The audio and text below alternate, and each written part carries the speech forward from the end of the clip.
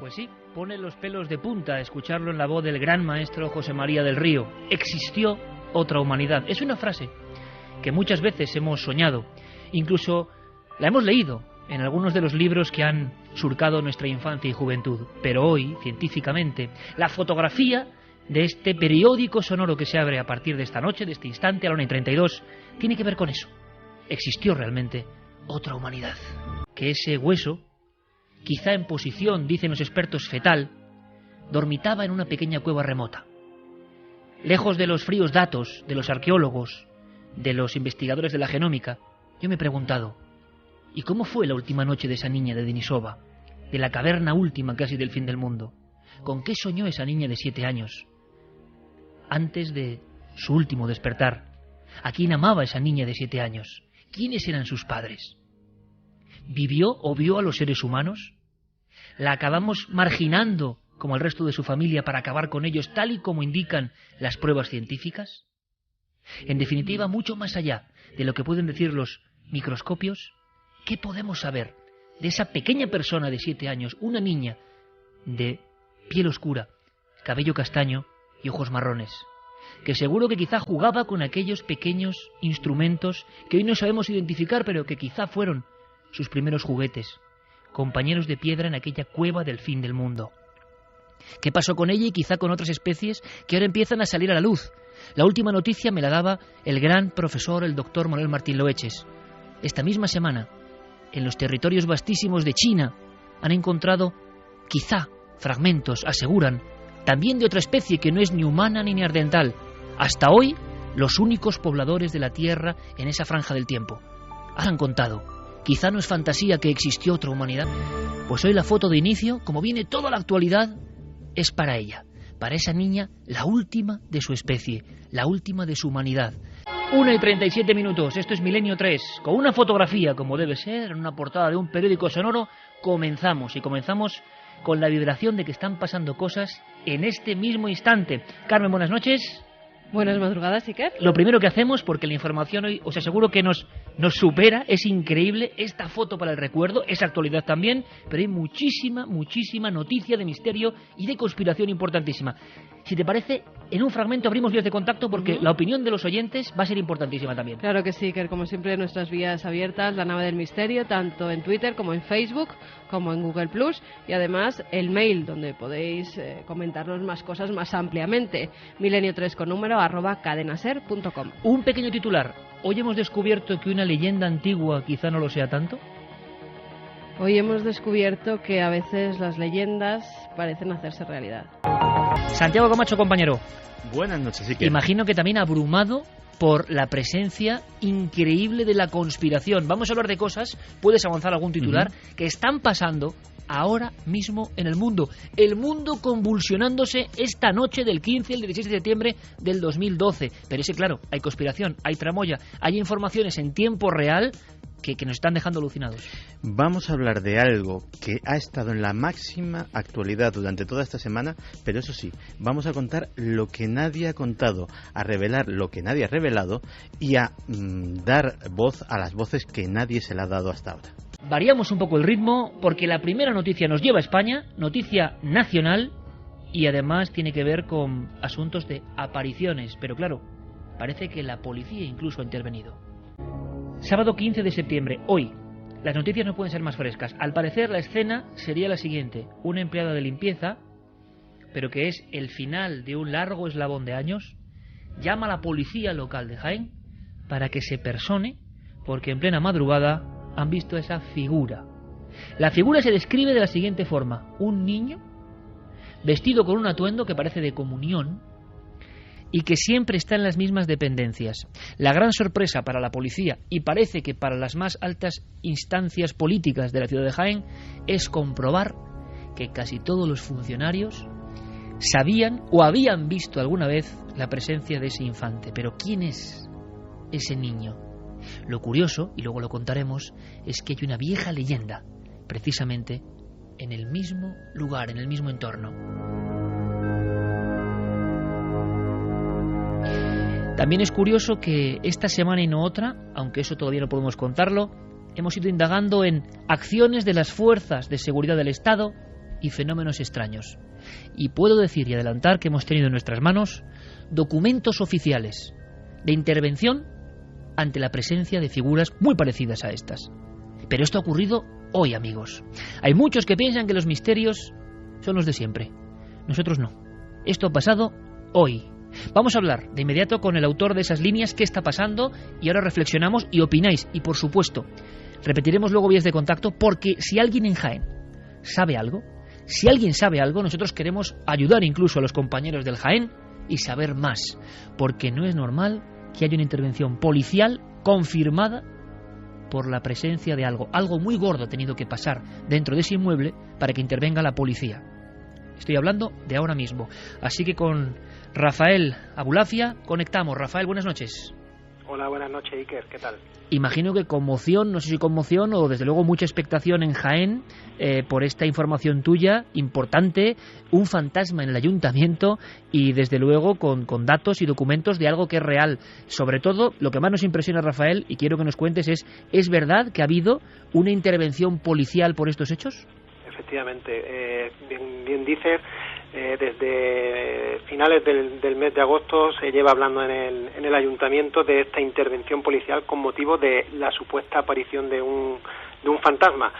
Es lo que nos ha llevado a publicarlo en Diario Jaén, el hecho de que interviniera la propia policía local, porque esta historia es muy antigua. Se lleva hablando de la leyenda del fantasma del ayuntamiento durante, yo me atrevería a decir que décadas, pero nunca había trascendido la intervención de la policía local para intentar localizar a ese fantasma.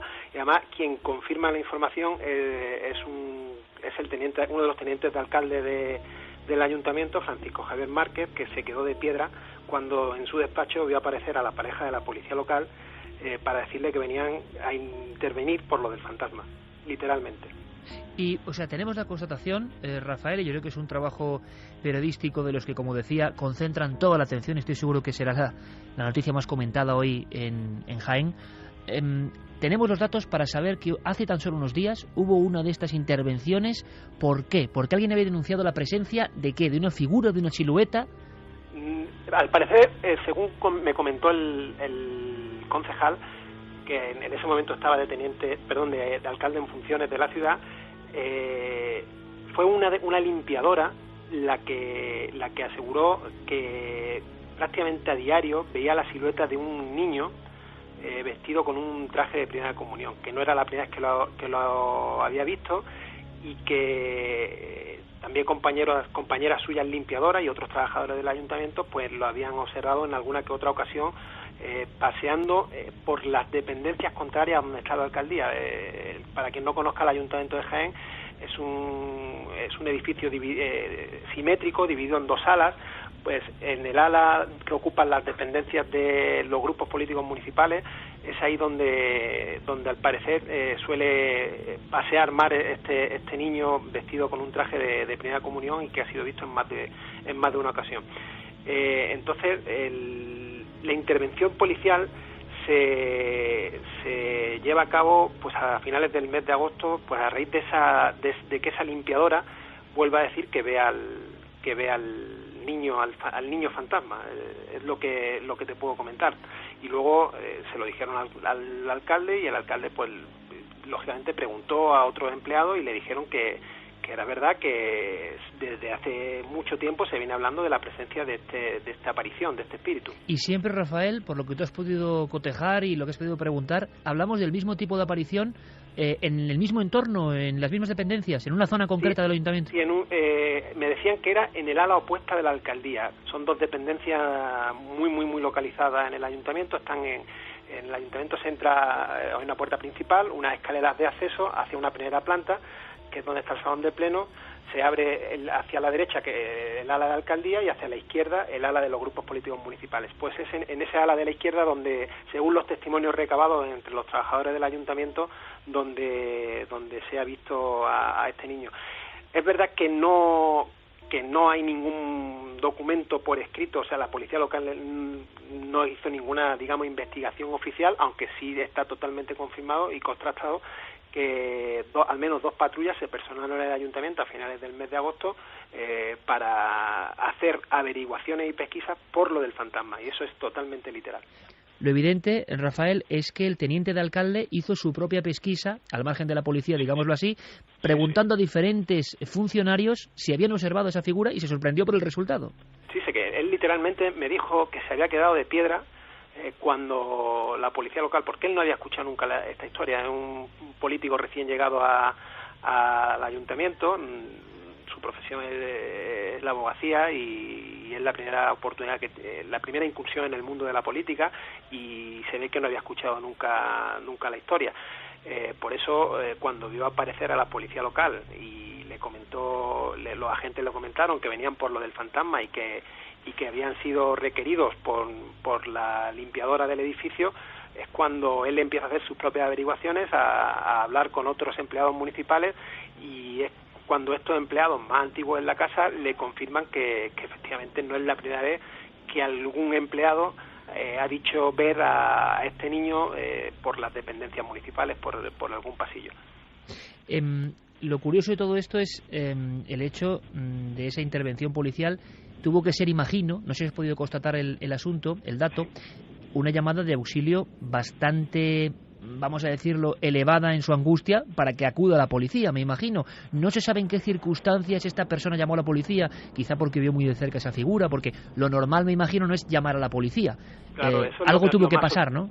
Claro, eso es lo que todavía no he conseguido averiguar, porque bien dices, lógicamente un hecho especialmente grave tuvo que motivar la intervención de la policía. Esta mujer no ha querido hablar, ¿no? No. Hacemos una cosa, Rafael, vamos a pedir incluso, con el eco que tiene el programa, ayuda si alguien sabe algo, si hay más testimonios, y quizá podamos hacer conjuntamente un interesante rastreo, ¿no?, de esta información, porque ¿sabemos algo del edificio, Rafael? ¿Alguna cuestión, digamos, histórica? ¿Tendría sentido que ese niño se apareciese allí? ¿Hay alguna historia dramática dentro de ese edificio que quizás se conozca en la crónica de Jaén o no? Sí se habla, no sé si para los que conozcan Jaén, el edificio del ayuntamiento, y si no lo digo yo, está en la plaza céntrica de Santa María, justo enfrente de la catedral y prácticamente al lado del obispado.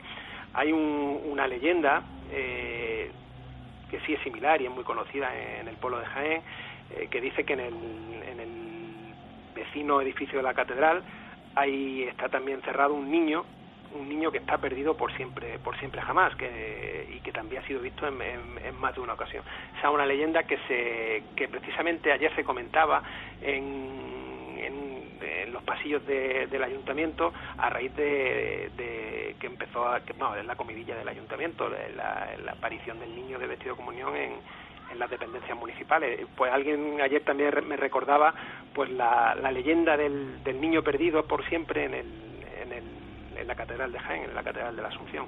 En una de las catedrales más asombrosas y más mágicas del mundo, sin lugar a dudas, la maravillosa catedral de Jaén. Bueno, pues seguiremos muy atentos y pediremos esa ayuda, y desde luego te damos las gracias, Rafael Abolafia, por este trabajo en Diario Jaén, por este reportaje que estoy seguro que será muy sonado y que quizá arroje alguna sorpresa. Intentaremos trabajar para saber qué ocurre con ese niño y qué pasó para que una leyenda, entre comillas, se convierta en llamado de auxilio a la policía. Sin duda hay algo apasionante por descubrir. Un fuerte abrazo, Rafael, y muchas gracias. Otro para vosotros, muchas gracias. Buenas noches.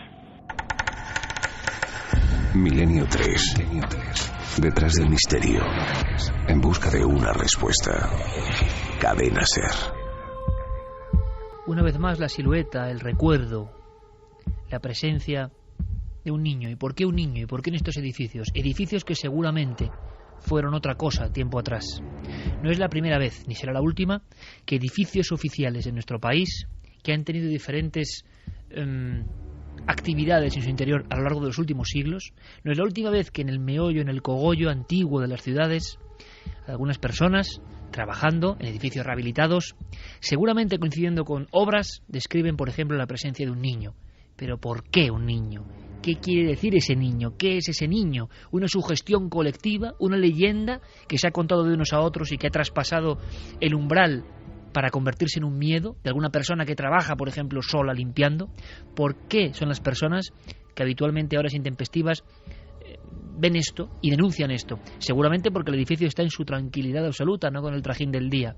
No es el único caso, y seguro que los oyentes de Milenio 3, vosotros amigos, estáis recordando otros muchos diferentes puntos de España en el mapa con la chincheta de, vamos, caso gemelo, como en Vitoria, por ejemplo, en Sevilla, en Extremadura, en tantos y tantos sitios. Pero ¿qué sabemos? ¿Qué podemos averiguar? Desde luego necesitamos vuestra ayuda, por favor. Si alguien sabe algo, nos gustaría mucho ampliar la información. De momento hemos ido a ese lugar, que no es cualquier lugar, ojo, que es uno de los lugares de poder y esoterismo importantes históricos en España, la Catedral de Jaén, a su vera, ni más ni menos, enfrente.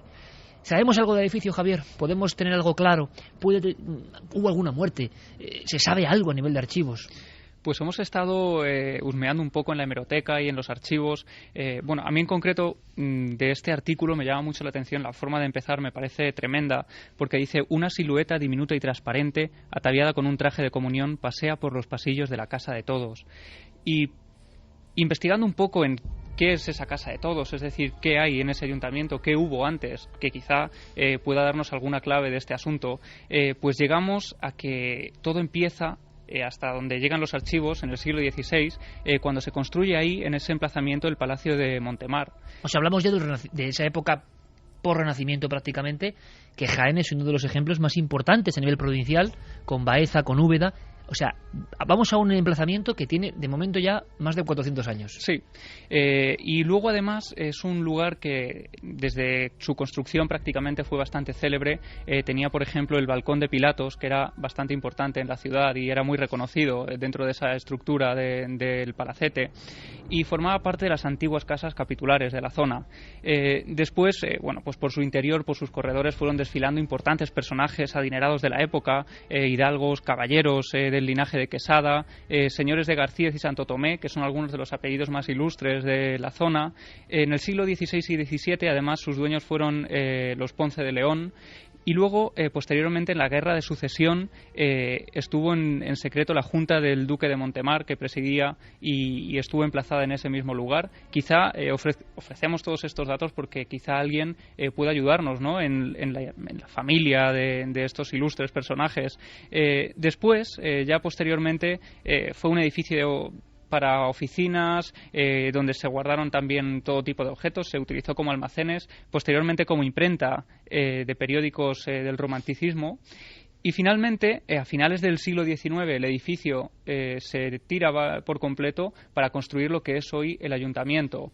O sea que en su vida, digamos, en su cronología como edificio, tampoco parece que haya habido muchas cuestiones, reyertas, sangres, algo que identifique siempre en lo dramático una aparición posterior, ¿no? No, pero bueno, sí que es cierto que han vivido varias familias. Nosotros hemos estado investigando un poco, pues si esas familias tenían algún hijo o alguien que hubiera fallecido en el lugar. No hemos encontrado ningún dato que corrobore pues todo esto, pero sí que te comentaré que en los sitios donde ha habido reformas, como tú decías, parece que hay un especial bullicio de todos estos fenómenos, y aquí este edificio a lo largo de su historia pues ha tenido mucho trajín y mucho movimiento. Sí. Se demolió por completo para construir lo que es hoy. Sí, y una vez que estaba ya construido, pues a finales de la década de los 40 se modifica, se hace una restauración importante en la fachada principal. Y luego, más recientemente, en el año 2010, se ha reformado el salón de sesiones y el techo de la escalera. Es decir, que ha seguido pues habiendo obras a lo largo de la historia, y quién sabe, ¿no? Pues por dar una teoría, es verdad que en otros casos, en muchos casos, ha ocurrido. Lo curioso es que los veteranos funcionarios, al parecer, hay que imaginar la escena, compañeros, que no es muy habitual, ¿verdad?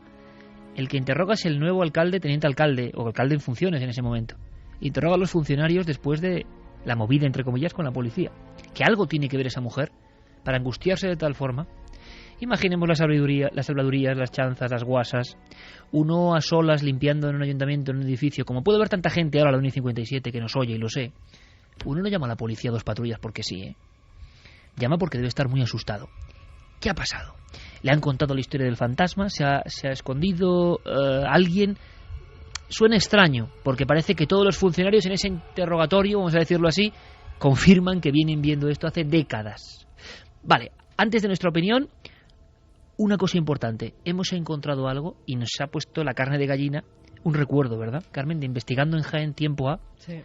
alguien nos contó algo y nos dio incluso una historia de un niño muerto. Alguien de la catedral, además, trabajaba en la zona del archivo, si no recuerdo mal, y nos contó que precisamente en lo que es la catedral del Jaén, que ya de por sí tiene muchas leyendas, sobre los años 50, en una procesión de Viernes Santo, un niño estaba encaramado en una de las columnas, se cayó de esa columna, una caída mortal.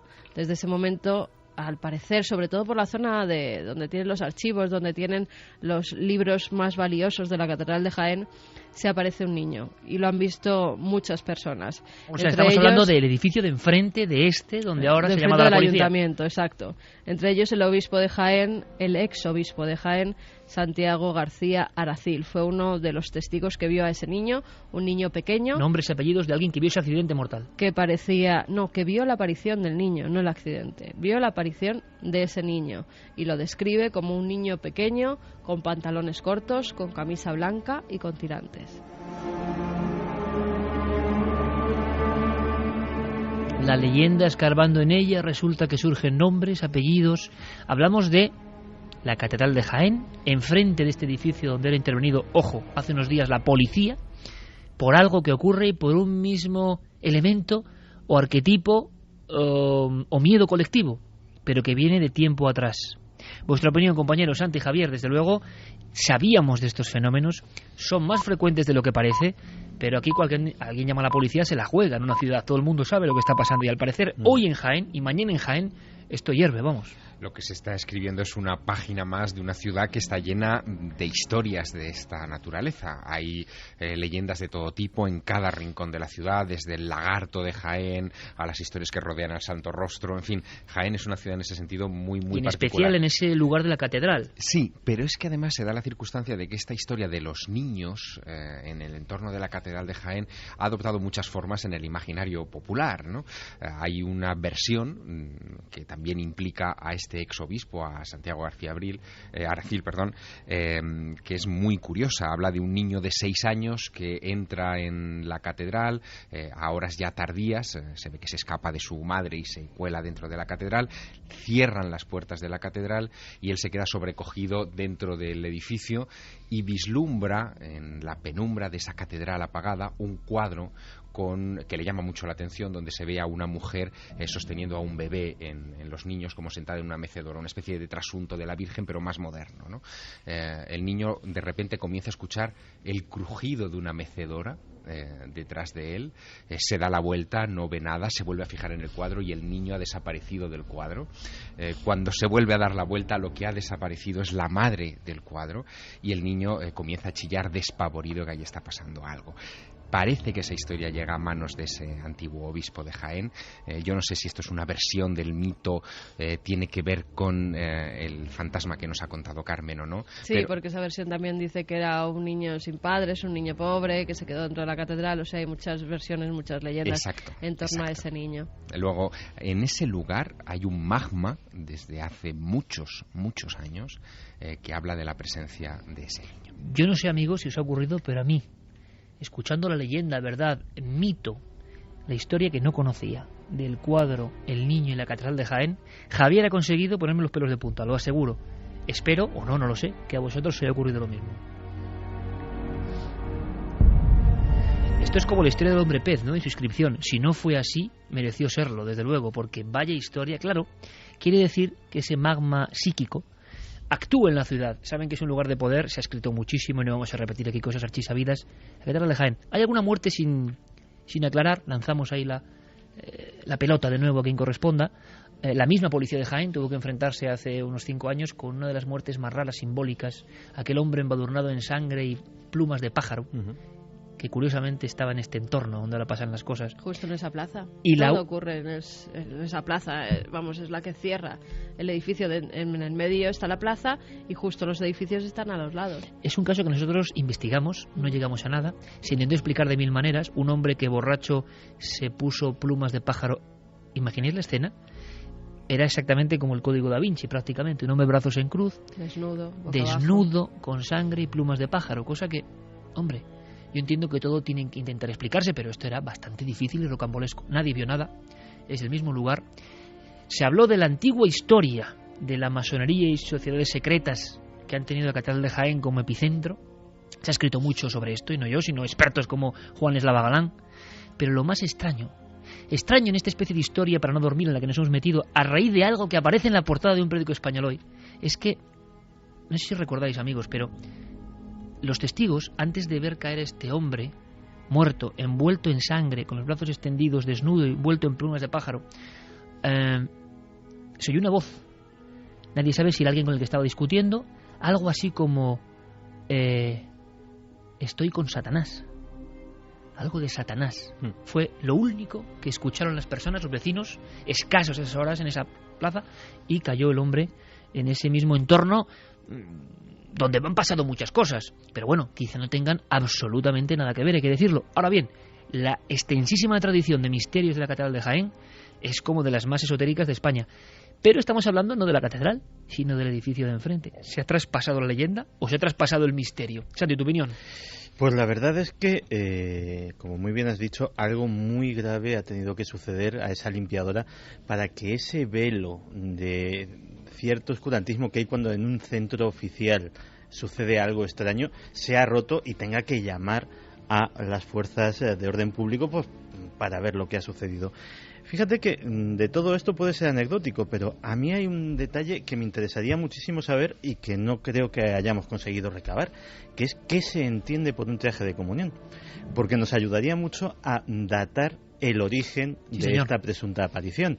Por ejemplo, si la aparición va ataviada de marinerito, que es un traje de comunión muy común, pues puede que no sea un traje de comunión.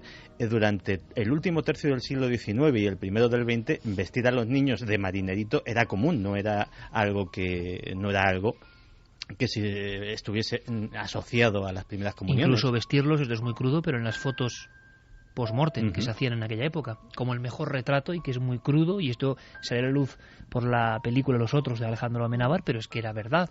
La España de esa época se fotografiaba a los niños en el lecho de muerte con sus mejores galas, ¿no? Entonces conocer ese detalle nos ayudaría a circunscribir una época histórica donde buscar un posible hecho luctuoso que hubiese estado en el origen. Y desde luego el entorno efectivamente es inquietante. Cuando estabas citando el caso del hombre emplumado, yo he visto esas imágenes decenas de veces porque me ha fascinado, y una de las cosas que siempre me ha fascinado es hasta qué punto se llegó a cerrar en falso el caso. Porque no hace falta ser el doctor Cabrera ni ser ningún experto forense para, viendo esas imágenes, ver que ahí había la intervención directa de otra persona. Había marcas de arrastre muy claras en el suelo. El emplumamiento era absolutamente imposible que fuera accidental, como se llegó a decir, que directamente se había posado una bandada de palomas y habían dejado allí sus excrementos y restos de plumón. Es imposible.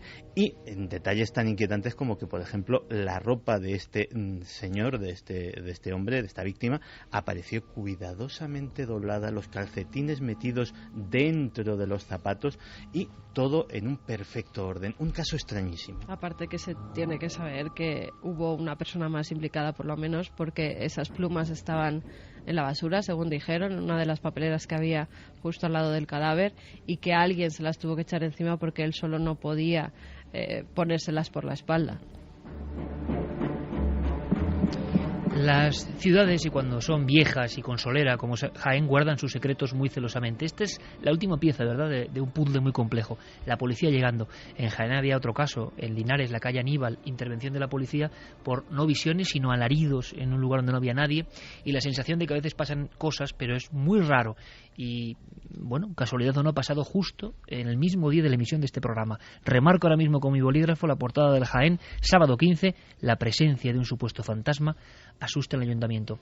No sé si sabremos algo más, si descubriremos algo más, pero es la muestra de que, a pesar del silencio general sobre estos asuntos, a pesar de que muchos quieran ver esto como cosas del pasado, temas recurrentes, esto sigue siendo actualidad, sigue apareciendo en las noticias, y nosotros, desde luego, vamos a informar de todo ello, porque el misterio con estos casos late, sigue vivo.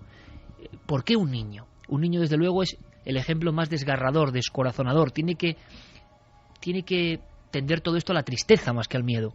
Cuando aparece un niño que quizá no haya vivido, o la imagen de un niño, pero sin duda también es la que más impresiona, la más contra natura. ¿Alguien sabe algo? Pues por el momento no. Silencio. Están opinando sobre las apariciones de los niños y de las obras y cuando pero nadie tiene datos. Nadie tiene datos sobre esa aparición. Hace también unos días salía a la luz otro caso de un niño fantasma, en este caso hasta tal punto que en una región de la República Dominicana, en Villatrina, la gente cuando empieza a anochecer ya no sale de sus casas por miedo a este niño fantasma. Estamos hablando también de ahora mismo. Estamos hablando de ahora mismo. En esa localidad, en Villatrina, ya son decenas los testigos que han visto una especie de niño que corretea, se le ve unos pocos segundos, incluso ha habido personas que han querido cogerle de la mano pensando que era un niño que estaba perdido y cuando han ido a hacerlo, ese pequeño ha desaparecido. Dicen que le han visto incluso volar o saltar, es un personaje como muy raro, unos le dicen que es un demonio, que es una aparición de un demonio que va allí porque les va a llevar un anuncio de alguna tragedia, de algo malo que va a pasar. Y muchos niños pequeños aseguran haber visto a ese personaje y tienen tanto miedo, tanto las madres como los niños, que cuando anochece se encierran en sus casas y ya no quieren salir. La policía ha ido a investigar ante las numerosas llamadas que se han producido de testigos y por el momento no se ha podido dilucidar qué o quién puede ser esta aparición fantasmal. Bueno, dejamos el caso ahí, Javier, nos ponemos a fondo y hacemos el llamamiento de que cualquier información verídica, con nombres, apellidos, va a ser interesante porque tú vas a recopilar toda la información. Sí, ahora mismo, desde luego, el llamamiento es vital para la investigación.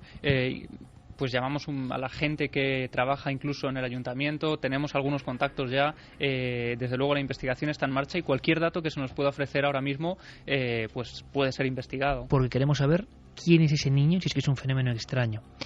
Los casos siguen ocurriendo. Ahora vamos rápidamente con otra información. Giro radical. Está pasando también ahora mismo, es increíble, pero está pasando ahora mismo, aunque parece que todo empezó en una fecha muy concreta, 11 de septiembre de este año. Lo estáis viendo en las noticias. Quizá para muchos esto no sea misterio, pero creo que es uno de los mayores misterios. Hablamos de las conspiraciones, uno de los grandes cajones de desastre más poderosos. Es impresionante, por ejemplo, cómo en algunos países, del Islam, por ejemplo, está impregnando duro las teorías de conspiración. Vamos a hablar de todo eso. Es momento de adentrarse en esa historia no contada. Vamos a contar lo que casi nadie cuenta, valga la redundancia, de todas las revueltas que están ocurriendo ahora. Se habla de conspiraciones, se habla de financiaciones curiosas, se habla de servicios secretos, se habla de una especie de plan premeditado. Y al revés, tenemos que salir de dudas en este fragmento de nuestro dossier especial, de nuestra revista hecha de palabras. Así que vamos con lo que está pasando en la historia, que será historia dentro de unos años y que estamos viviendo ahora. Este es el momento del ataque al consulado de Estados Unidos en Bengasi, en Libia, en el que han muerto 4 miembros de la representación norteamericana, entre ellos el embajador Christopher Stevens. Horas de enfrentamientos entre la policía y los manifestantes en la capital tunecina, el escenario de la batalla campal. Las protestas en el mundo musulmán se extienden. El intento de asalto a la embajada de Estados Unidos en Yemen ha provocado la muerte de un manifestante. Otros 20 han resultado heridos. En El Cairo las protestas han sido constantes. Durante todo este jueves, la policía se ha enfrentado a los manifestantes lanzando gases lacrimógenos que eran respondidos con piedras y cócteles molotov. Estamos recogiendo información y estamos vigilando el asunto muy de cerca. Estamos decididos, tanto el Congreso como el Gobierno, a actuar contra estos tipos que han asesinado y herido a gente inocente. Pues una vez concluido el rezo, parece efectivamente que los enfrentamientos violentos han cesado, aunque todavía decenas de jóvenes se mantienen frente al cordón policial que sigue. Bueno, en estos momentos la situación es un poco complicada porque hay varias marchas que están yendo, según nuestras noticias, por el centro de la ciudad hacia la Embajada de Egipto.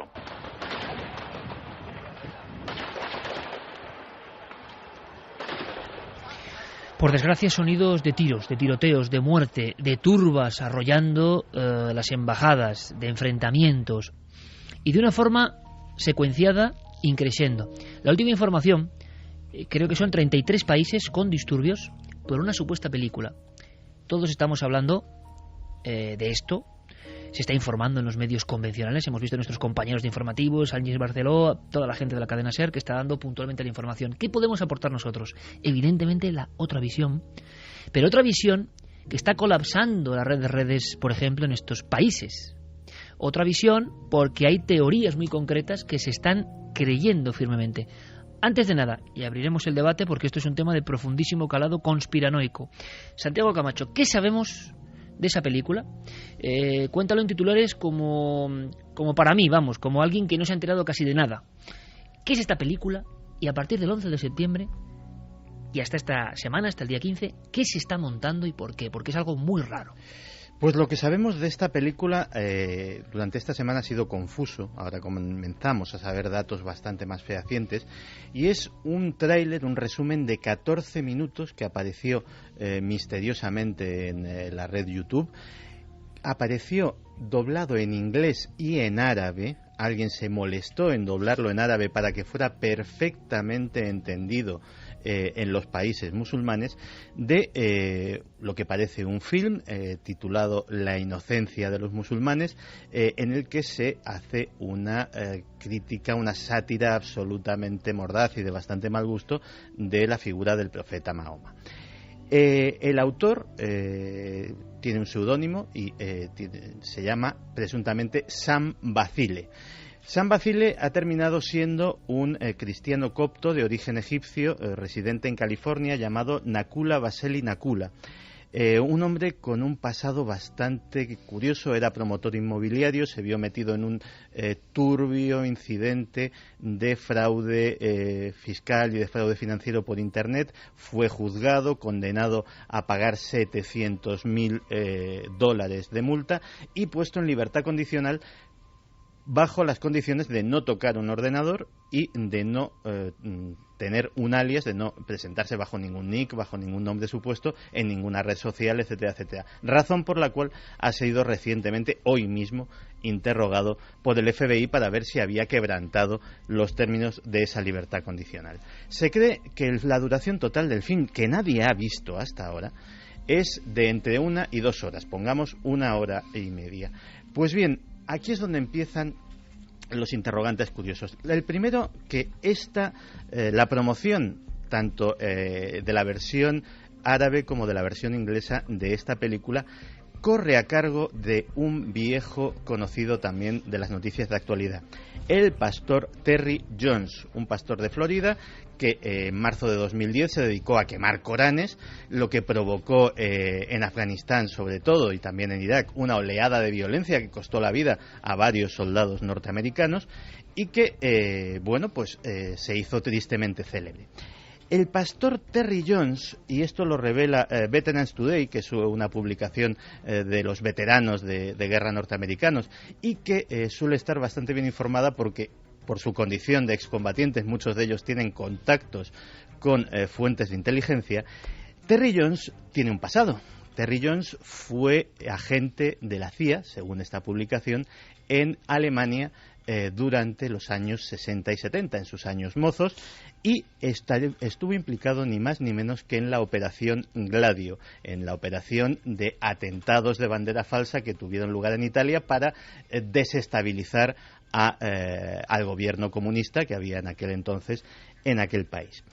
Y también han surgido de esta misma publicación rumores sobre la financiación, $5 millones se está hablando, de esta película. Financiación que Veterans Today achaca a un grupo de hombres de negocios vinculados a los casinos de Las Vegas y fervientemente antimusulmanes. Nadie lo dice abiertamente, pero ha surgido en los comentarios, en los foros, un nombre que encaja perfectamente en este perfil y es un hombre muy conocido en este país en los últimos tiempos, Sheldon Adelson. Nadie ha podido confirmar ese supuesto, pero sí que se está hablando de esa cifra de $5 millones. En titulares, Santi, ¿qué dicen los foros conspiracionistas o conspiranoicos? No quiere decir que lo digamos nosotros, siempre tengo que hacer esta afirmación que parece ya absurda, ¿no? Pero bueno, ¿qué se dice ahora mismo aquí y qué se dice allí? A nivel de la red, a nivel de fotografías, porque se empieza a hablar de una operación. en un bando y en otro, de alguna forma, si podemos hablar así, se habla de una operación orquestada, no de algo que ha surgido porque sí, ¿no? Sí, hay tanto a un lado y a otro del Atlántico se está hablando mucho de lo que sería una operación de bandera falsa, de que es una provocación abierta para o bien enrabietar a los elementos más radicales del islamismo de estos países, a su vez para provocar una reacción norteamericana o para justificar una reacción norteamericana o un apoyo a Israel en futuras acciones, pongamos, contra Irán, o directamente pues a este lado del Atlántico. Los medios musulmanes, muchos lo tienen muchísimo más claro y creen que directamente lo que está haciendo Al-Qaeda o los grupos salafistas cercanos a esa órbita es directamente agarrarse a cualquier clavo ardiendo, por pequeño que sea, para montar disturbios y hacer gala de su poder. Lo que está claro es que la película ha generado un impacto impresionante. Miles y miles, cientos de miles de personas con disturbios y una sensación casi como que había pasado ya, pero de cresta, de enfrentamientos importante, y la sensación, Javier, de que un simple vídeo, 14 minutos en YouTube, colgados ahí de una forma un poco extraña, pueden provocar todo esto, que no deja de ser una nueva forma también de guerra psicológica, ¿no?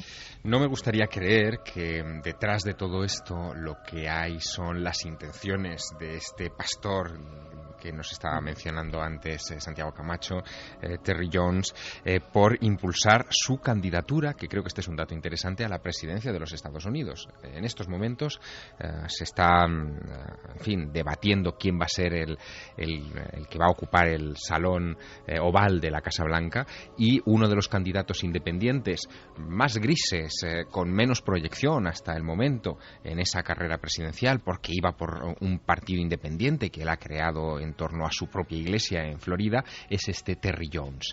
Si Terry Jones ha jugado con este elemento para impulsar su popularidad, para hacer llegar sus ideas y convertirse en un eje importante de manera gratuita, porque no tiene mucho fondo para hacer su campaña electoral, lo que está haciendo es ganar popularidad sobre vidas humanas, porque esto ya se está cobrando vidas humanas, y este es un asunto serio. Y por cierto, vidas humanas, se habla ya también de la extraña historia de la embajada. Duró mucho más tiempo del que debía durar, y todo el mundo empieza a hablar de conspiración sobre conspiración. No sé si tenemos que tener en claro algún dato más sobre esta película. Terry Jones ha dicho que él solo habló con Basile por teléfono, que él no tiene nada que ver, que solo habló con el director de esta película por teléfono, pero que se apuntan todo tipo de teorías. Claro, pero él quiso estrenar la película el 11 de septiembre. Él difundió por internet, él difundió ese tráiler por numerosos foros. Al parecer le dio mucha publicidad para que esto llegara donde él quería que llegara, y lo ha conseguido. Aunque también hay foros conspiranoicos que apuntan que esto ya estaba premeditado desde mucho antes de que saliera esta película, que los ataques a las embajadas de Estados Unidos ya estaban concertados antes, y que la película ha sido, lo que necesitaban para ir ya en contra de Estados Unidos, que ha sido como el punto que necesitaban ellos para decir, bueno, ahora ya sí que los tenemos que atacar, porque han hecho una especie de película de la vida de Brian, pero en este caso poniendo a Mahoma de homosexual, de mujeriego, ¿no? Sí, y además los directores de cine están diciendo que de $5 millones nada, que esto con $100.000 se hace en una película, porque al parecer lo han hecho, parte de la película está grabada en una iglesia que se llama la iglesia de Media for Christ, que dicen que son también algunos de los que han puesto dinero para hacer este cutre film. Sí, hay una cosa muy interesante que ha surgido en estas últimas horas y que ha ido rebotando por los medios de comunicación norteamericanos, que es la historia de Cindy Lee García. Cindy Lee García es una de las actrices, la que hace de nuera de Mahoma en este film, y donde ella se ha desmarcado rápidamente de toda la polémica, diciendo que en realidad a ella la contrataron para rodar un film que se llamaba Desert Warriors, Guerreros del Desierto. O sea, hay una película trampa, se contrata a una gente y luego se edita o se monta de otra forma. Donde lo que se construía era la historia no de Mahoma, sino de un tal maestro George, y después fue en el montaje y en el doblaje donde se introdujeron una serie de cambios. Ahora, hay un detalle que es muy conspirativo, mucho. Le han preguntado por el director, por supuesto, y cómo se rodó ese film, y ella ha declarado a varias agencias de noticias en los Estados Unidos que le llamó la atención que este hombre, el director en cuestión, hablaba muy bien árabe y hablaba continuamente con otros árabes. Es decir, no estaríamos hablando, por lo tanto, de la conspiración judía, que es lo que se ha, o sionista, que es lo que se ha hecho circular por ahí, sino que esta mujer estaba apuntando a la posibilidad de que la conspiración fuera del propio lado de los musulmanes, Sí, lo cual sí, es absolutamente desconcertante. En ese Como sentido, son las conspiraciones, ¿no? En Muchas ese veces. sentido, parece ser que donde sí empiezan a tener algo más claro sobre la autoría, o al menos han tomado medidas al respecto, es en Egipto. El fiscal general del Estado ha dado orden de busca y captura de 10 ciudadanos egipcios por este tema, residentes todos ellos en el extranjero, todos ellos cristianos coptos, de tal manera que si vuelven a poner los pies en un aeropuerto en territorio egipcio, serán inmediatamente detenidos. Esos 10 nombres que no han trascendido, se sabe que son 2 clérigos coptos y 8 personas laicas, serían para el fiscal general del Estado egipcio los responsables de este director misterioso, así entre comillas, es copto también. Sí. Y claro, los coptos es que bueno, tienen una vida un poco difícil en Egipto también, hay que decirlo, ¿eh? Les queman las iglesias y les apalean cada 2 por 3. Ha hecho algunas declaraciones al Wall Street Journal, por ejemplo, Sam Basile, el seudónimo de este director de cine, diciendo que el Islam es un cáncer, que lo que ha hecho es un film político y no religioso. Pero vamos, que sí que es... Es perfectamente consciente de lo que iba a ocurrir, ¿no? Totalmente. Hay que recordar, y aquí hemos hablado, la historia aquella de las viñetas, hicimos un programa sobre misterios del Islam, y algunas de las representaciones de Mahoma, gráficas, poquísimas, porque claro, es una religión, una creencia iconoclasta. Quien hace esto no lo hace como una broma. Lo que iba a cosechar no iban a ser risas. Se sabía perfectamente por qué se hacía. Claro, hay un detalle, de todas maneras, que es también muy desconcertante en toda esta historia. Cuando hemos investigado el momento en el que se colocó este tráiler de 14 minutos en YouTube, hemos visto que estas imágenes están en la red desde el mes de julio. ¿Por qué estalla todo el asunto el 11 de septiembre?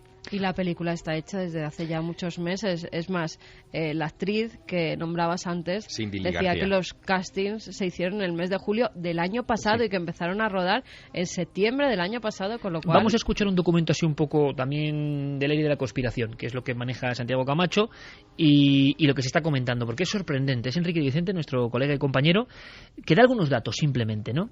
Y que, claro, ahora nos dejan pensativo. Escuchamos, Javier. Valoración, adelante. Me gustaría equivocarme y deseo profundamente equivocarme, pero a mí todo esto me huele a un plan coordinado. Mira, no sé si parte de ese plan será la película que no sabemos siquiera si existe, porque solamente se han visto algunas imágenes que hay en internet y que es realmente desdichada, mal hecha, infame y que merece todas las reprobaciones. Afortunadamente ya han detenido al supuesto autor de la película, con lo cual para mí está descartada la hipótesis que algunos plantearon, que detrás de todo esto, que estalló el 11 de septiembre, no lo olvidemos, cuando se cumplía 11 años del 11 de septiembre, que detrás de todo esto había comentaristas que decían que podía estar la mano de la CIA. En ese sentido, creo yo, descartado. Pero claro, había otros que decían que podía estar el Mossad. Si esto corresponde a un plan, la cosa me huele mal. Ahora, yo confío en equivocarme. Bueno, esperemos esa equivocación de nuestro amigo Enrique de Vicente. Has podido hablar con Isabel Pisano, que acaba de entrevistar precisamente a otro de los personajes fundamentales en todo este mundo de la conspiración, el presidente de Irán. Sí, Isabel Pisano ha tenido la ocasión de entrevistar en 2 ocasiones a Mahmoud Ahmadinejad en Irán, y además en circunstancias muy singulares. En la primera ocasión ella grabó una larga entrevista en vídeo con el primer ministro iraní, pero esa entrevista le fue confiscada por otras autoridades en el país, no pudo sacarla, ha vuelto al país, le ha vuelto a entrevistar y ha podido llevarse las cintas de la primera conversación y las de la segunda. Acaba de llegar, acaba de aterrizar en nuestro país y evidentemente ella se ha sentido muy sorprendida por las noticias. Fue autora de un libro, uno de los primeros libros sobre el 11S en clave conspirativa, que se tituló La sospecha, y por supuesto sigue todos estos asuntos, en fin, muy de cerca, y valora así esta situación. yo no creo que en esas circunstancias, en un país invadido como ha sido Libia, en Benghazi, que yo no creo que no estuviera súper custodiado. Esto es un trabajo perfecto de unos servicios secretos que todos conocemos, que son aliados de los Estados Unidos. No nos olvidamos que una cosa así ya pasó en la Segunda Guerra Mundial, que les volaron un barco. No nos olvidemos que el asalto a la bahía de Tonkin fue falso. No nos olvidemos que todo lo que dicen es mentira. O sea, los árabes, esto es una provocación directa al mundo islámico. Vamos a seguir esa senda, la senda del extraño comportamiento en ocasiones del presidente de Irán, porque es uno de los que se ha convertido en fundamentales en el mundo de la conspiración. Hemos visto ya muchos presidentes que han soltado teorías e historias que antes solo se podían ver en los artículos de Santi o en sus foros, ¿no? Pero a nivel mundial era raro el impacto que podían tener. Por ejemplo, la eterna historia que tú incluso has seguido en los páramos de Soria de los ladrones de nubes, ¿no? Pues ahora el presidente de una potencia como es Irán ahora mismo a nivel de armamento habla de ladrones de nubes, de conspiración, o sea, poco menos que dentro de poco vamos a salir con presidentes hablando de chemtrails y cosas parecidas, ¿no? Como siga esto así. Vamos a valorar esto con una información de nuestro compañero Carlos Cala. Él la locuta, él os informa y esto acaba de ocurrir también.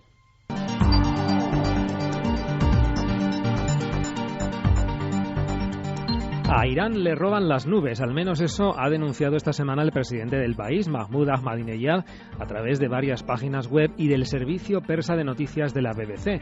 Su denuncia parece que se dirige contra Estados Unidos e Israel, ya que, según el mandatario, sus enemigos dispondrían de una tecnología capaz de hacer nubes, exponiendo a toda la región a una devastadora sequía.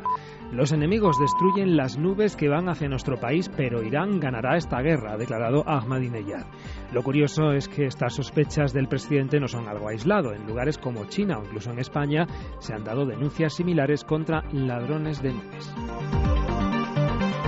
Pues el asunto de ladrones de nubes, Santiago, Javier, era un poco, ¿verdad?, de forteano, o sea, de cosas absolutamente increíbles. Ahora presidentes hablan de eso y de una especie de guerra en la sombra, ¿no? Sí, desde mi punto de vista, la historia de los ladrones de nubes en realidad arranca en los páramos de Soria, como tú muy bien decías. No podía ser en otro lugar. No podía ser en otro lugar, donde, oye, el tema parece broma, pero en el año 95 el juzgado de instrucción número 2 de Soria instruyó un sumario de 7.000 folios. 7.000 folios sobre los ladrones de nubes. Exacto, con denuncias de 80 pueblos del norte de la provincia de Soria diciendo que avionetas fantasma sin identificación, cada vez que aparecía una nube en la zona del Moncayo, entraban en esa nube, la deshacían y les privaban de lluvias y por lo tanto generaban una crisis ecológica en esa zona importante. Yo estoy seguro que amigos y amigas esta noche tienen que escribirnos porque ese tema de ladrones de nubes en diferentes lugares del campo español es que ha sido un clásico, claro. Además, allá donde vamos, allá que nos hablan de chemtrails, ¿eh? Sí, y bueno, eso sería la versión 2, ¿no? Esa es la versión la nube tóxica, exacto, de alguna forma, sí. y otros los que se llevan la nube.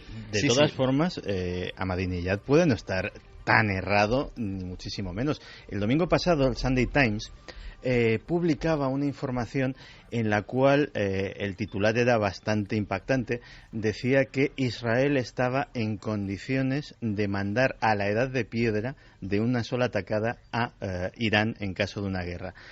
Pero mandarlo a la edad de piedra, ¿cómo?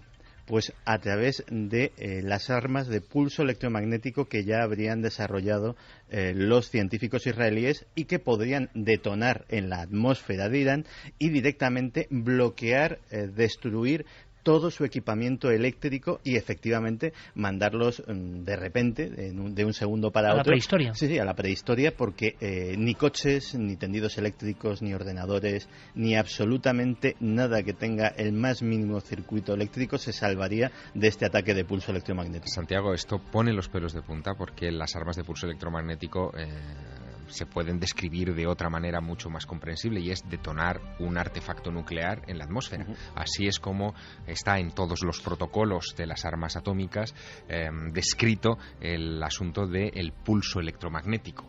Claro, un poco que vio la mujer de Lot también en la antigüedad, ¿no? Sí, exactamente. Una especie de explosión de origen desconocido. Solo que hasta ahora nadie se ha atrevido a pulsar el botón nuclear. Llevamos muchos años de Guerra Fría, parece que la superamos, pero en estos momentos hay que considerar y hay que recordar que hay muchos países con la bomba atómica. Tenemos allá Pakistán, por ejemplo, que posee armas nucleares, tenemos Israel, que posee armas nucleares. Si cualquiera de estos países, o Estados Unidos o Rusia, por supuesto, detonaran una bomba nuclear en la alta atmósfera, las consecuencias de un pulso electromagnético no solo dejarían a oscuras a Irán, sino probablemente a muchos países del entorno, incluido el propio Israel. Es decir, es muy difícil controlar un pulso electromagnético. Estaban hablando de algo menos radical, es decir, de no utilizar armamento nuclear, sino directamente el prototipo lo desarrollaron hace muchos años los norteamericanos y supongo que ya estará bastante más desarrollado. Se trata básicamente de una gigantesca, o más que gigantesca, muy potente bobina de Tesla impulsada por un explosivo convencional. De tal manera que efectivamente se generan voltajes gigantescos durante una fracción de segundo, pero absolutamente suficientes para destruir ese equipamiento. Vamos a ver algo más de, Santi, si me permites, de ese presidente tan extraño para el mundo de la conspiración, que ha soltado esto de una especie de guerra secreta que se está manteniendo y que parece propio de los libros de fantasciencia de los años 70. Guerra secreta, guerra al margen de todo lo conocido, donde, por ejemplo, hay ladrones de nubes y armamento que ni imaginamos. Enrique de Vicente nos hacía ese perfil rápido de este hombre que está pues en el epicentro de todas las noticias y precisamente en este instante con esa especie de manipulación o no de fondo y esas revueltas que estamos viendo en tiempo real. Ahmadinejad no es un dirigente al uso.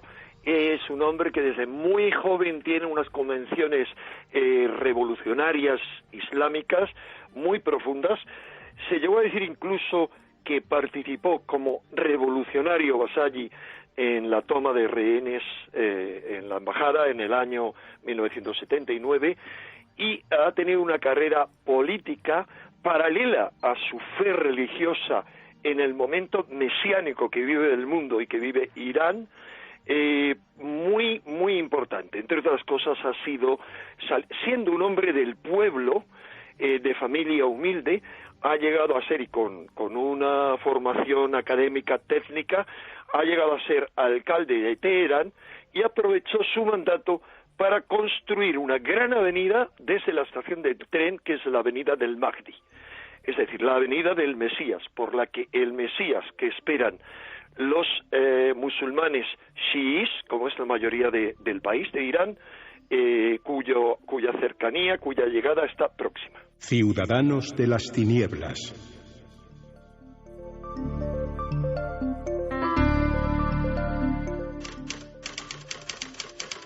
Denuncian la presencia de un extraño humanoide. Una mujer caminó 25 kilómetros para pedir auxilio a la policía. Un ser de aspecto humanoide causa el pánico en Rivadavia. Los habitantes coinciden al decir que se trata de una especie de mono gigante de olor fétido. Aseguran que un ucumar dejó sin habla a un pescador. La víctima, un técnico farmacéutico, está desconocido, quebrado, extraviado y lloroso.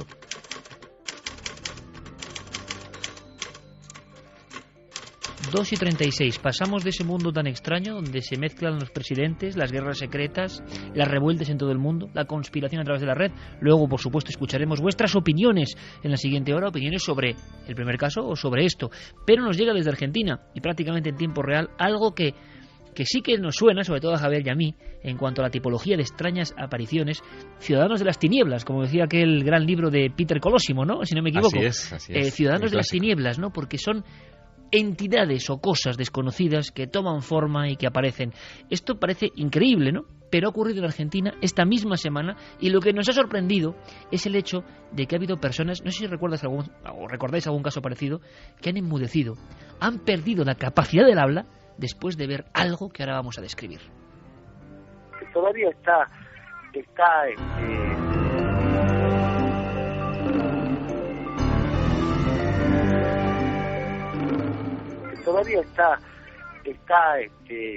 digamos, enferma, no se recuperó, no ha recuperado el habla, todavía está, no puede articular bien, digamos.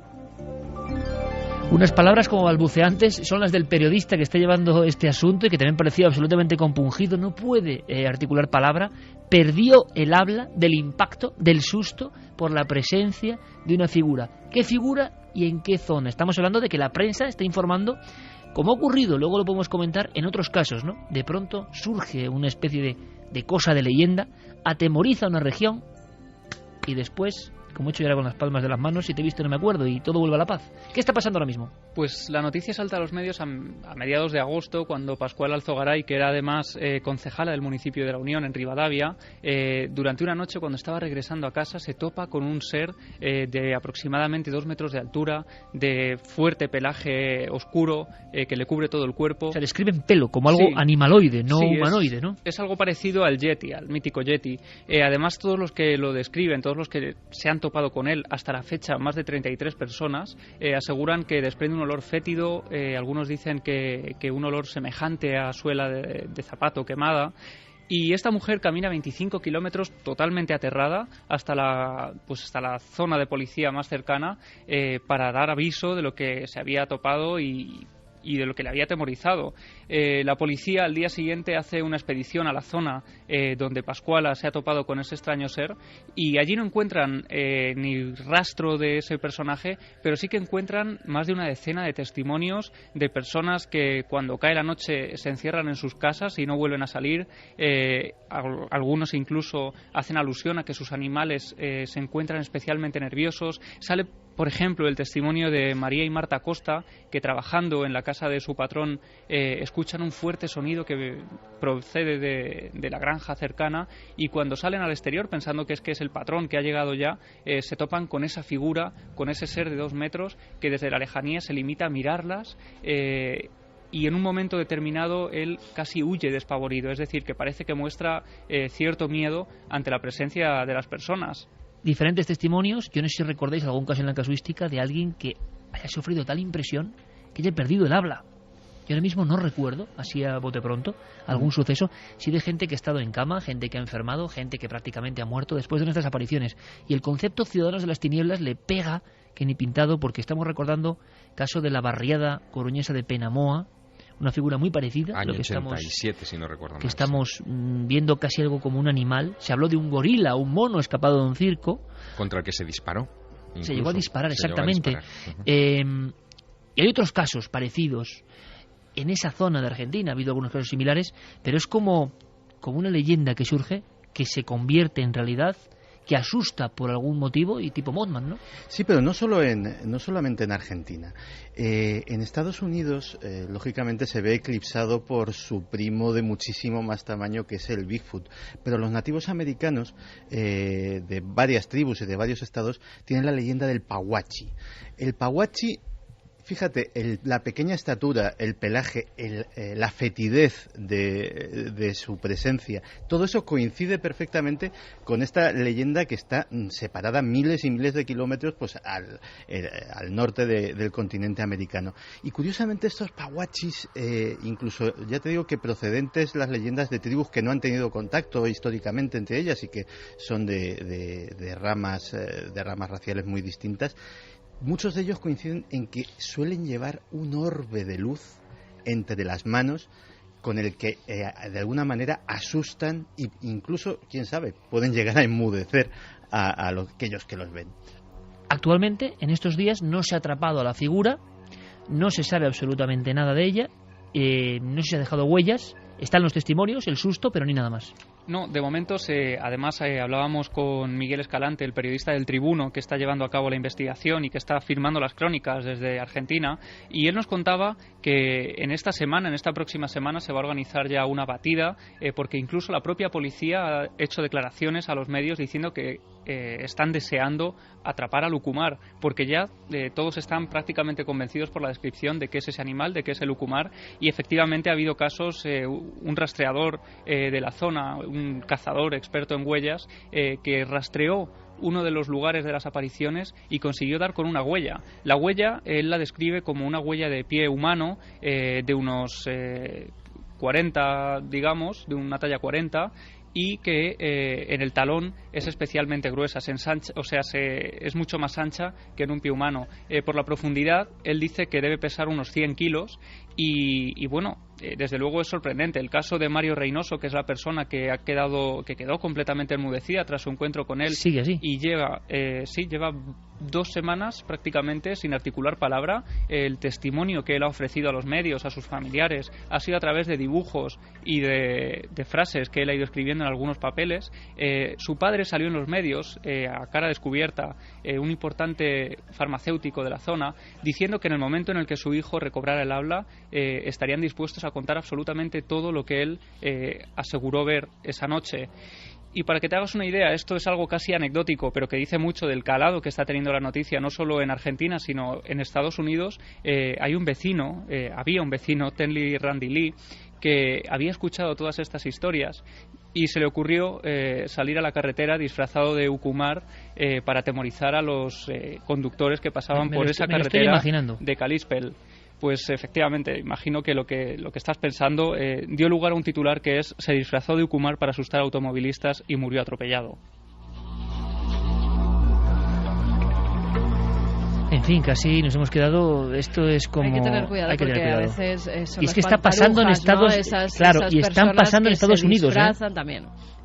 Está pasando en muchos sitios. Personas que se están disfrazando de Yeti, de zombie también. De zombies ya ni te cuento.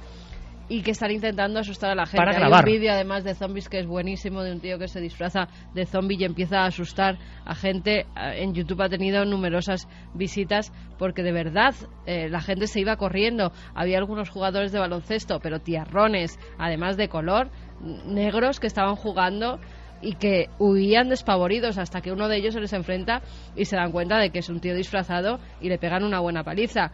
Hay que tener cuidado con estas cosas porque las pantarujas antiguas que en España se hacía, que eran esa especie de fantasmas que se disfrazaban, ¿verdad? Y lo que tenían era un lío amoroso y se hacían pasar por fantasmas para que no descubrieran ese lío de faldas. En este caso se están disfrazando de animales míticos para asustar a la gente y, como bien dice Javi, en muchos casos acaba en tragedia porque uno que se disfrazó de Bigfoot acabó atropellado por una niña de 15 años. Además, el coche lo conducía una jovencita que estaba haciendo prácticas, no lo vio porque se confundía además con el bosque y el Bigfoot pues le salió caro disfrazarse de ese animal porque acabó muerto en la carretera. Animal humanoide extraño.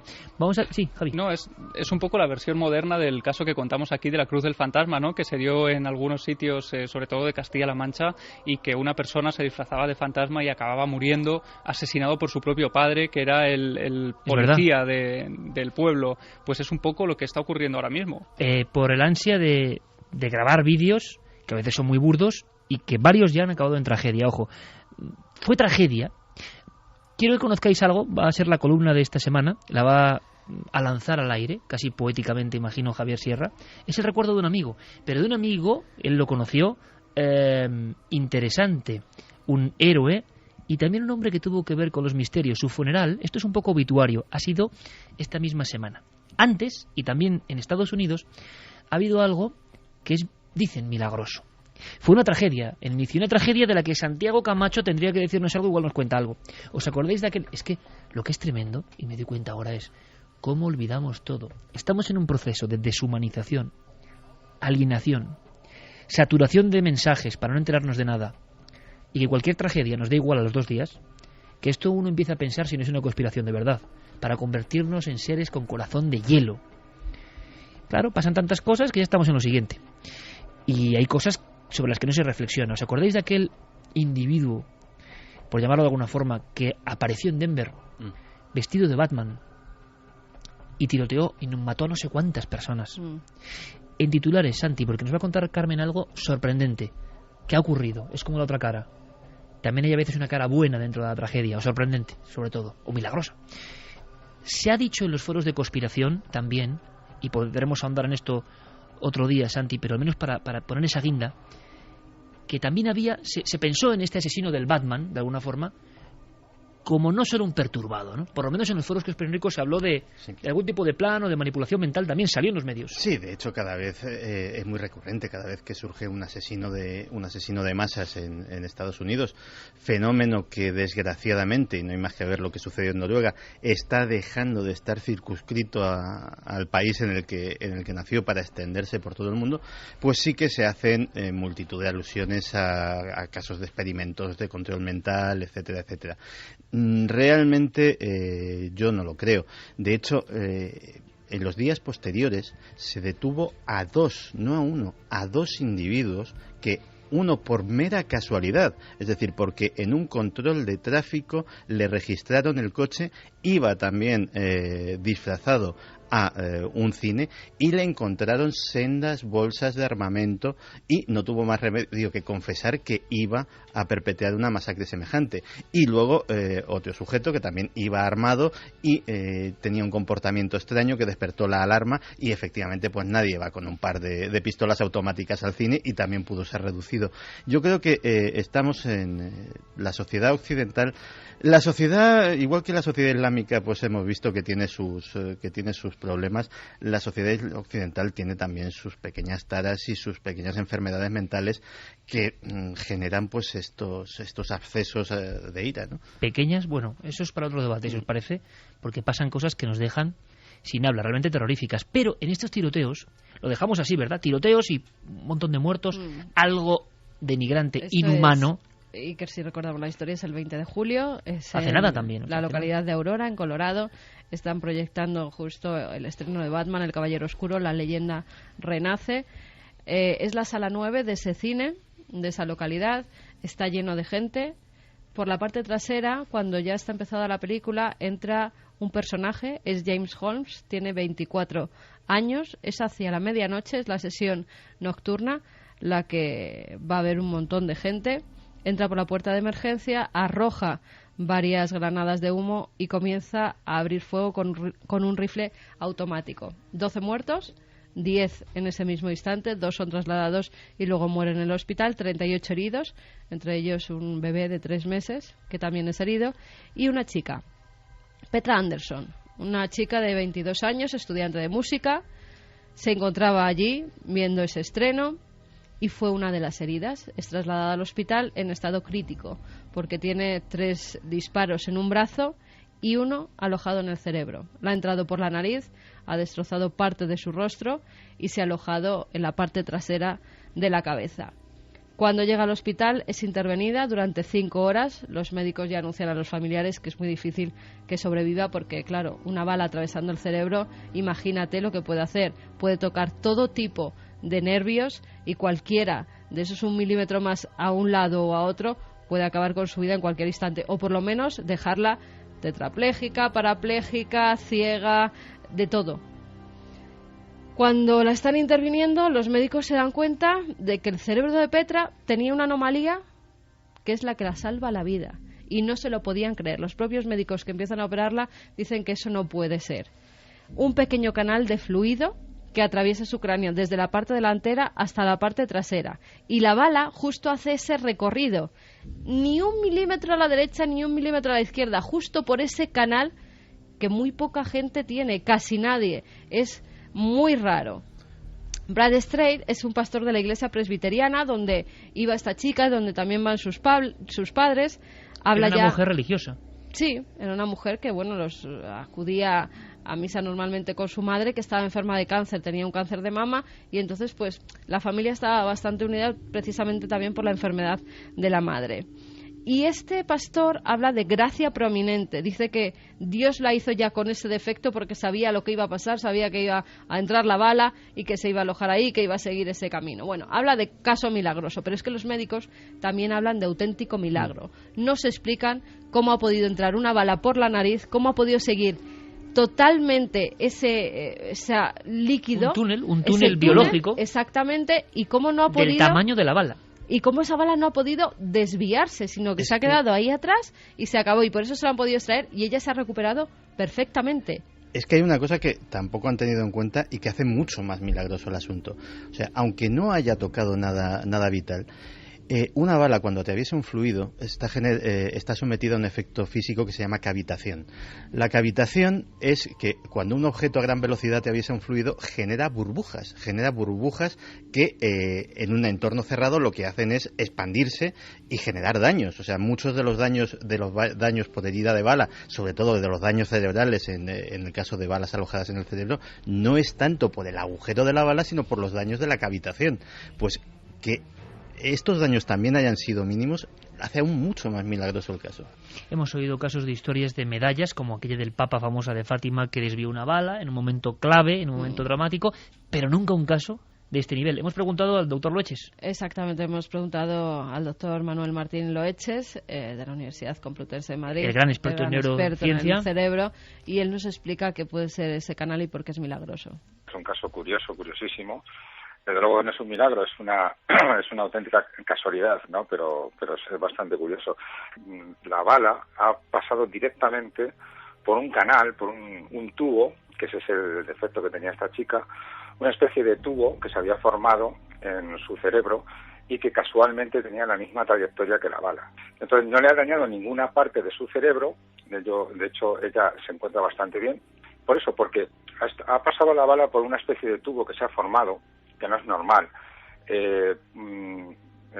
a partir de una cobertura que tiene nuestro cerebro, que son las meninges, por un defecto que ocurre en muchas personas, en bastantes personas, no se le ha cerrado bien esta cobertura, se le ha hecho una especie de canal y casualmente pues la bala ha pasado por ahí. Claro, el canal podía haber tenido cualquier forma, cualquier dirección y casualmente ha sido, en el caso de esta chica, la trayectoria es justo la de la bala. Entonces, bueno, puede ser un milagro, sí, pero desde su punto de vista, claro. Puede ser un milagro, sí, dice el doctor Loeches, y afirmaba, ampliando la información, que nunca había visto nada ni semejante en radiografías, y eso que ha visto cosas. Claro, ha visto a gente hasta con medio cerebro, que no lo sabían, y que veía y que vivían como una persona completamente normal. Con medio cerebro. Con medio cerebro. Y que es normal, que lo ha visto más de una vez, pero que un canal como esto, yo le preguntaba, ¿y un canal como esto lo has visto? Y me dijo, no. Javi, último apunte, como apunte. Se habla ya, y ampliaremos eso, a raíz de estos hechos, de Batman como película maldita. Nueva película maldita moderna. Sí, algunos medios ya le han dado ese marchamo que se le dio a películas como El Exorcista, como Poltergeist. Hay que recordar que en el estreno de la anterior película de la saga se produjo la muerte prematura de Heath Ledger, de ese actor que encarnaba al Joker, ¿no? Y la muerte fue un poco extraña también en la habitación de un hotel. Y finalmente, ahora, con el estreno otra vez de esta siguiente parte de la película, de la saga, y con este asesino de Denver, pues parece, algunos medios así lo dicen, que es una de esas sagas malditas. O película gafada. Vamos a hacer una cosa, como quedan ya pocos minutos, luego vamos con testimonio, y luego vamos con esa sección rompedora, créalo o no. Hubo muchos votos a favor y en contra. Resolveremos la historia y plantearemos otra incógnita. Solo lanzo una cuestión: programa español censurado. Javier, todo tuyo. Vamos a poner una música bonita de fondo, porque es el obituario, como ocurre, qué bonita es esta música de Evangelis, como ocurre en todos los periódicos. Y el personaje que se ha marchado quizá al otro lado es un personaje para la historia. Pasarán siglos, milenios, y recordaremos su foto, su imagen, su huella. Esta semana el mundo ha contemplado el magnífico edificio gótico que se encuentra en el centro de Washington DC y que se conoce como la Catedral Nacional. Pocos saben que hay una vidriera en ese edificio que tiene engastada una pequeña roca lunar, un fragmento de los 382 kilos de piedras que se trajeron las naves Apolo en sus misiones entre el año 69 y 72 de la superficie de nuestro satélite. Y debajo justo de esa vidriera se ha oficiado el funeral de Estados Unidos por su héroe perdido este verano. Falleció el 25 de agosto, su nombre es Neil Armstrong, fue aquel hombre que dio un pequeño paso para el hombre, pero un salto de gigante para la humanidad, y que para los brahmanes de la India probablemente acometió una de las mayores hazañas concebibles para nuestra especie, equivalente al Gilgamesh de la famosa epopeya sumeria. Y es que, según los brahmanes, en la India es donde reposan las almas de los muertos, así que Armstrong pisó la luna, quizá el territorio de los muertos, pero hizo algo que nadie había hecho antes, y es volver para contárnoslo.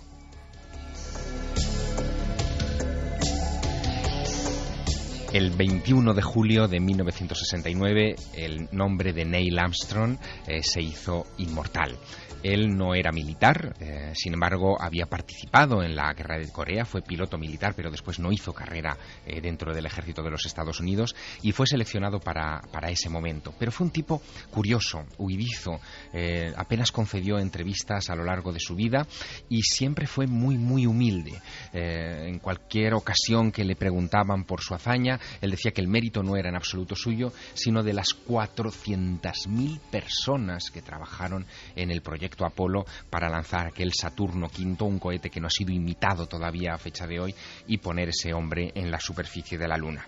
Ese hombre humilde ha decidido, por voluntad propia, por testamentaría, que su cuerpo no repose para admiración de sus contemporáneos y de las generaciones futuras en el Cementerio Nacional de Arlington, al otro lado del río, detrás de la zona de poder de Washington DC. No vamos a poder ir ahí a venerarlo.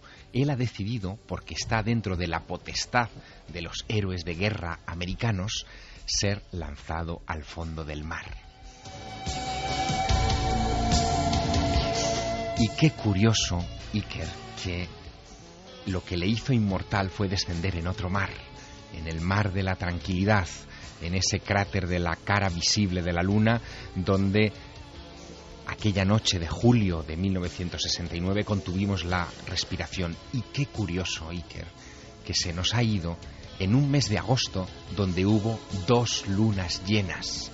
Son casualidades, son coincidencias, quién sabe, pero desde mi punto de vista son la firma indeleble de un hombre que para siempre va a permanecer en nuestra memoria.